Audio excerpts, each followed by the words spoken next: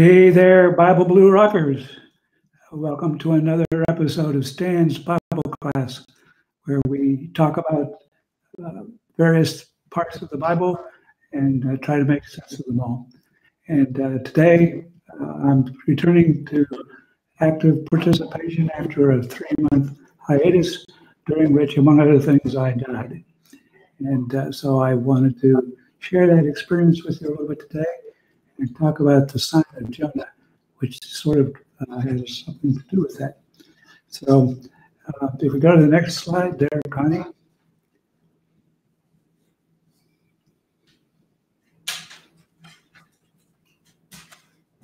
Here you see a picture of me and my wife behind our new tombstone that we were given by my mother.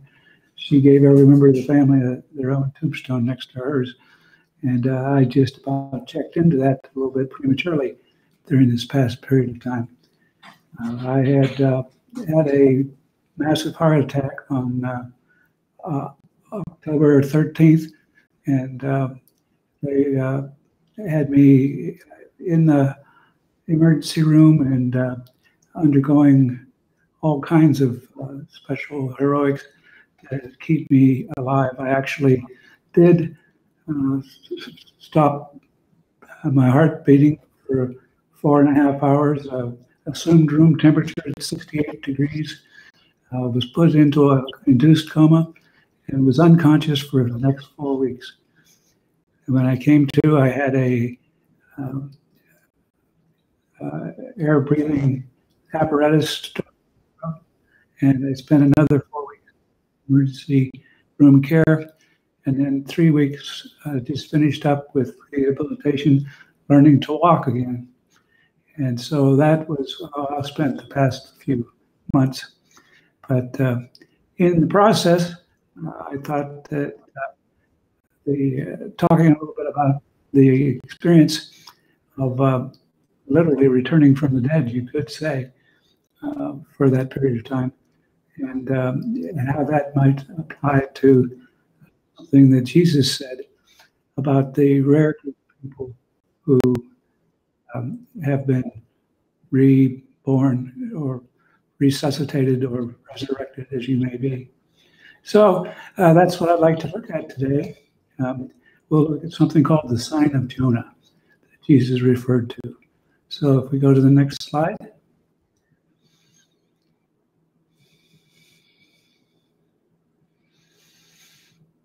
And if we can blow that up there, Connie.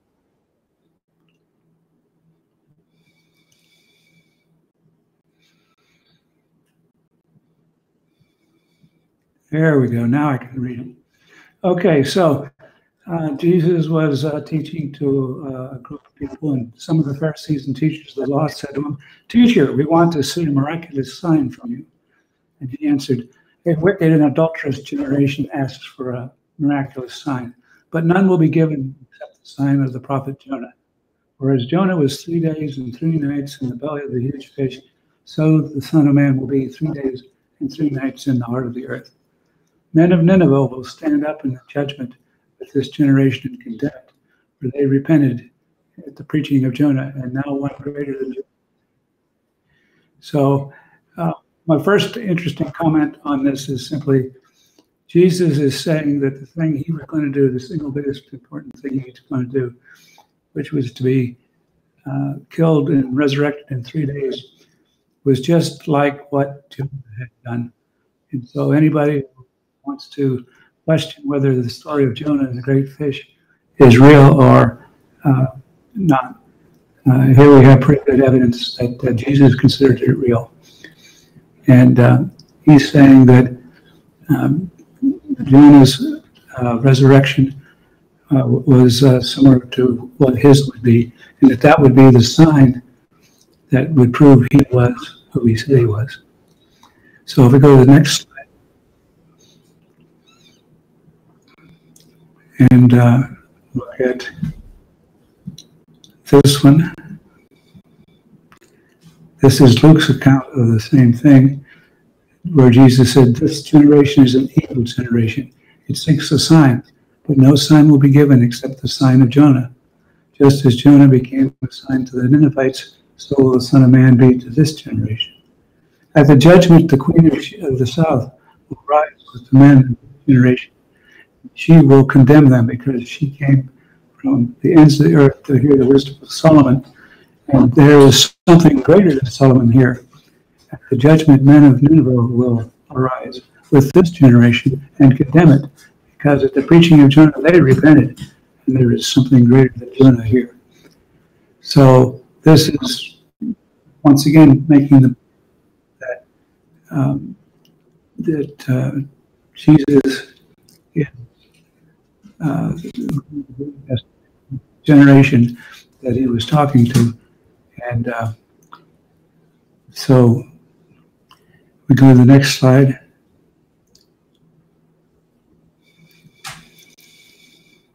And we can look and see what Jonah actually said. Let's see here. My slide is a little fuzzy right now. It hasn't clearly updated. When Jonah was in the belly of the fish, he prayed a prayer to God, and he said, "From the deep in the realm of the dead, I relied for." Oh, I can't read this now. For some reason, I've got it too fuzzy. And you heard my cry. So what we have here is a prayer that Jonah prayed from the realm of the dead.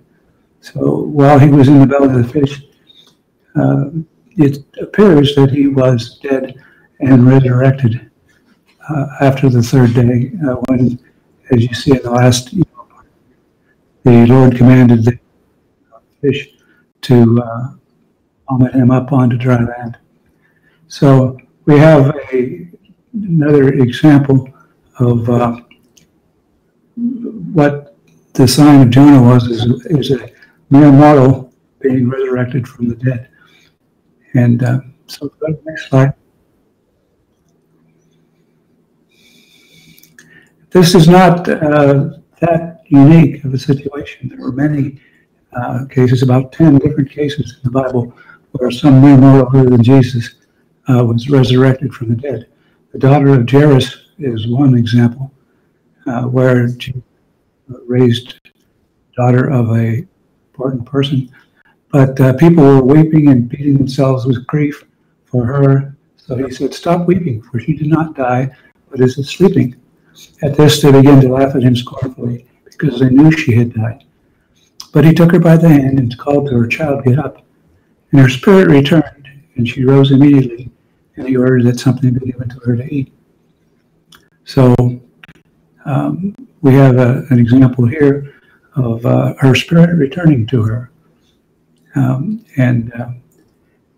if we go on to the next slide, we look at another example. The son of the widow of Nain. As Jesus got near the gate of the city, why look, there was a man being carried out, the only son of his mother. Besides, she was a widow. A considerable crowd of the city was also there with her. When the Lord caught sight of her, he was moved with pity for her, and he said to her, "Stop weeping." With that, they approached, touched the bier, and the bear stood still. And he said, "Young man, I say to you, get up." And the dead man sat up and started to speak, and Jesus gave him to his mother.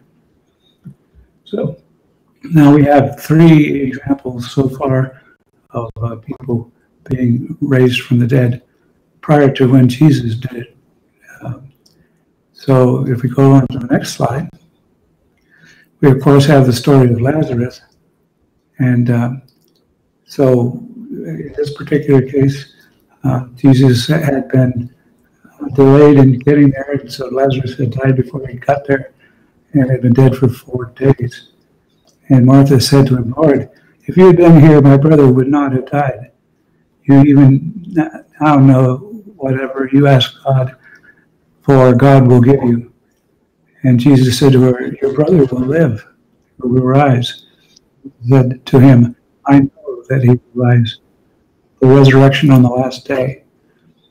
This is an important point right here, where we understand that we do have a general resurrection on the last day. And Jesus said to her, I am the resurrection and the life.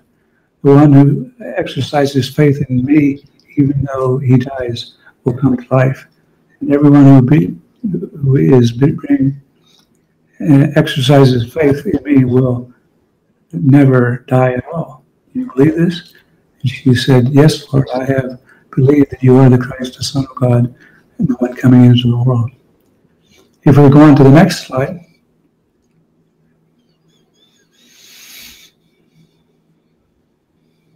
We can see then Jesus, after groaning again within himself, came to the tomb. It was a cave. A stone was being laid against it. Jesus said, take the stone away. Martha, his sister of the deceased, said to him, Lord, by now that means he must smell, for he's been there 4 days. Jesus said to her, did I tell you that if you would believe, you would see the glory of God? So they took the stone away, and then Jesus raised his eyes and heavenward and said, Father, I thank you that you have heard me. True, I know that you always heard me, but I spoke this statement on account of the crowd standing around so that they would believe what you sent me. Then he said in a loud voice to Lazarus, Lazarus, come out. And the man who had been dead came out with his hands and face bound with wrappings, and he was wrapped in a cloth, and Jesus said to them, free him and let him go. So once again, we have another example of Jesus bringing somebody back from the dead. We have other examples. Elisha did it. Paul and Peter each raised someone from the dead. And so the question is, how is that different than what Jesus did? He was raised from the dead. One thing, he raised himself, but he came back in a completely different form. Instead of each one of these other people who was resurrected eventually died again the second time. They did not have their immortal super bodies that were given to them at the general resurrection that will be coming. So next.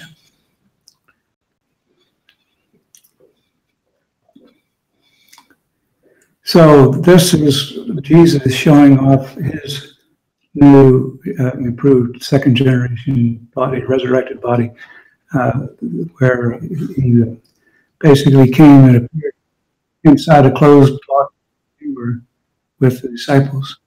While they were sitting there telling these things, he himself stood in their midst and said, peace be unto you. But they were startled and frightened and thought they were seeing a spirit. He said to them, why do you trouble? Why do you doubt arise in your hearts? See my hands and my feet? It is I myself. Touch me. See, for a spirit does not have in bones as you see that I have. When he said this, he showed them his hands and feet. And while they still could not believe with joy and amazement, he said to them, have you anything here to eat? They gave him a piece of broiled fish, and he took it and made it before them. So here he has the ability to come and go, appear and disappear at will, and yet also be totally physical and able to eat fish. So next.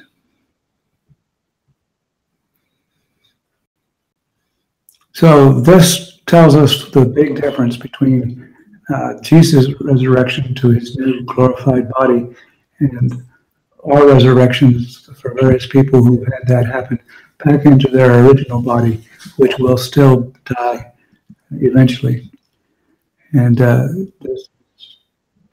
what Paul was telling the Corinthians about this new resurrection, where we will get the same kind of advanced bodies that Jesus has.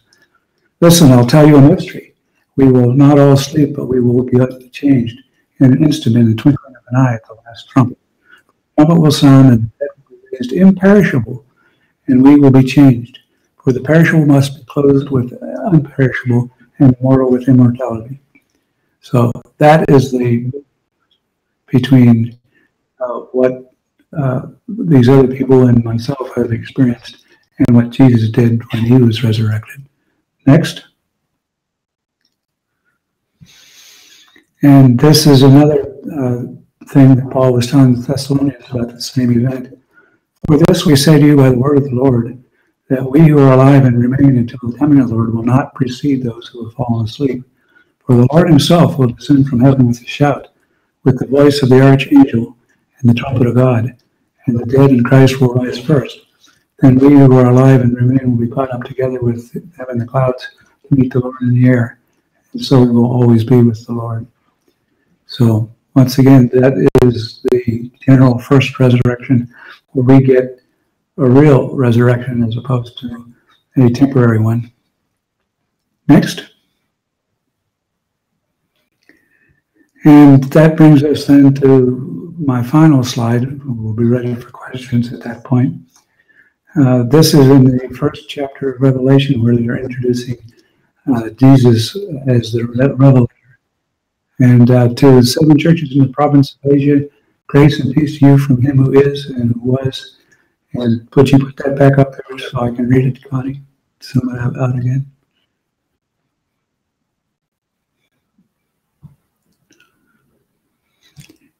And from the 7 spirits on his throne, and from the Jesus Christ, who is the faithful witness, the firstborn from the dead, and the ruler of the kings of the earth. So, see this firstborn from the dead, that's got to be a reference to being the first to receive a glorified body, and as opposed to the other resurrections that occurred earlier in time. So there we have it, a little short lesson this time, but covering the fact that being resurrected is certainly wonderful, but nothing compared to what we have to look forward to in our final resurrection. Okay, so if there are any questions, we'll see if Connie can send them to me.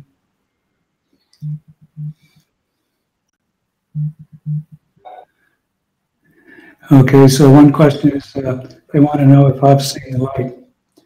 No, the time that I spent unconscious for those 4 weeks, I didn't see any lights or anything like that, any tunnel. I wasn't greeted by anybody, but I did have some pretty wild dreams at that time. And it was totally real, but just a completely parallel universe of experiences. I was dreaming that I was chairman of the Joint Chiefs of Staff, developing a new type of warship that could communicate telepathically with the sea life, and all kinds of strange and interesting things that seemed so real to me. I even published some STEAM articles at the time, but of course they never showed up. Okay, so let's see.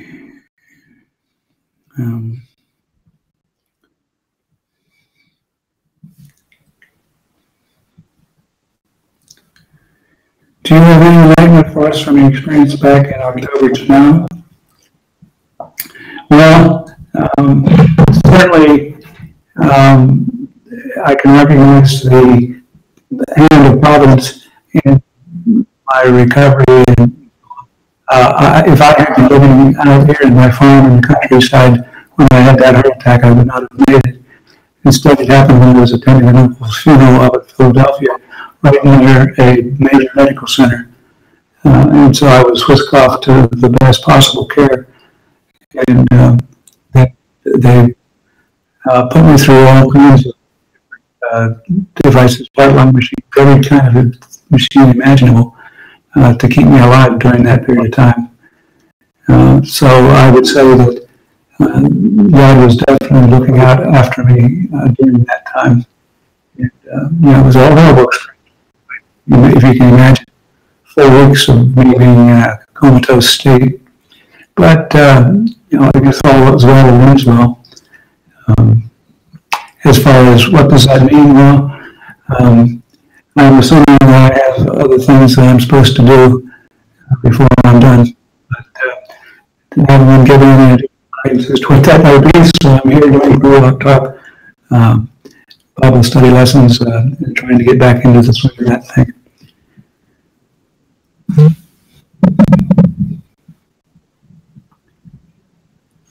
The question is, tell us about the coming months for your rehab. Well, my body is fine, my heart is fine. I've got good oxygenation, everything working well. But somewhere in the process, I damaged a nerve to my left leg, which basically now means I don't have any strong control over my major quad muscles, and therefore can't stand without a brace. And I'm only able to get around a little bit, and I'll be working to get that back. It may be many months before I'm able to recover all those nerve endings. But that's the only thing I really got to get doing, and other than building up my strength and stamina a little bit more.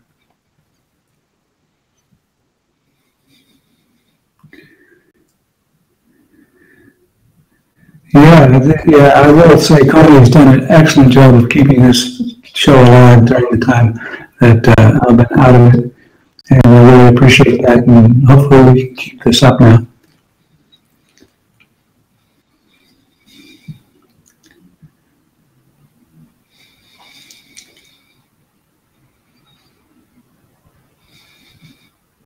Seems everyone just come in. Well, I continue being the Godfather of BTS. Yeah, I'm afraid that you're stuck with me on that. We'll probably do a show with Connie on Tuesday night on that subject, and talk about some of the cool things we've got planned for that,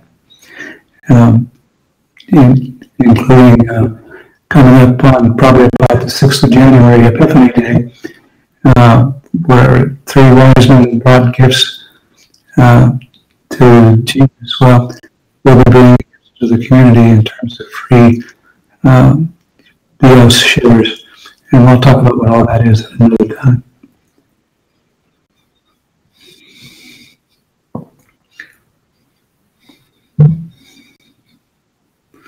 What does our Christmas plans look like? Well, we just had our family Christmas yesterday. Then the kids and grandkids are going off to visit their other grandparents over Christmas. So we'll have a relatively quiet Christmas here, just Pam and me. And meantime, Dan and his family are out in Colorado skiing right now, so they're having a good time as well.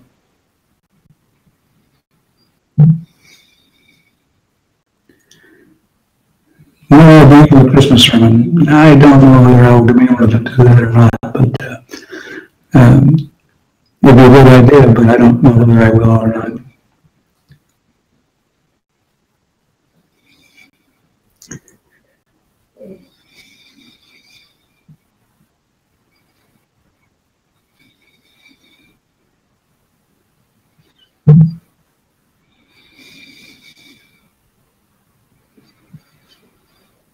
What advice would you give us in life, as I believe you are thinking much more profoundly?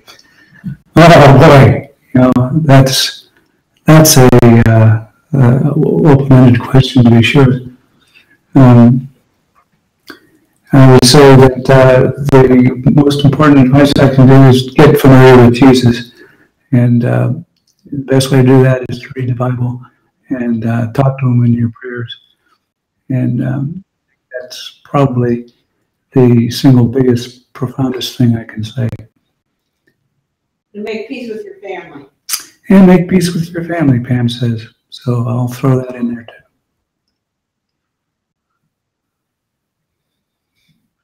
Okay, so I guess all the questions that we've got right now. So what shall we expect from you as a person? Well, you can expect me to continue to do my best, to do my little part to help explain what's going on in the Bible. And, who knows what else I might figure out I'm supposed to be doing with this life I've been given back.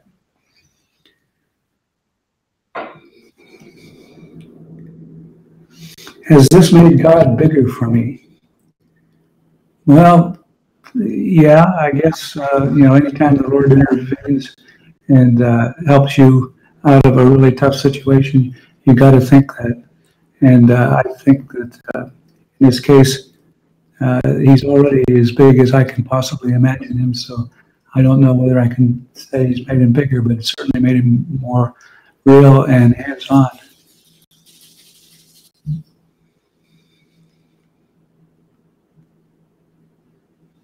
Yeah, I'm feeling pretty good. I am a little low on energy, but I am, I think, growing stronger every day.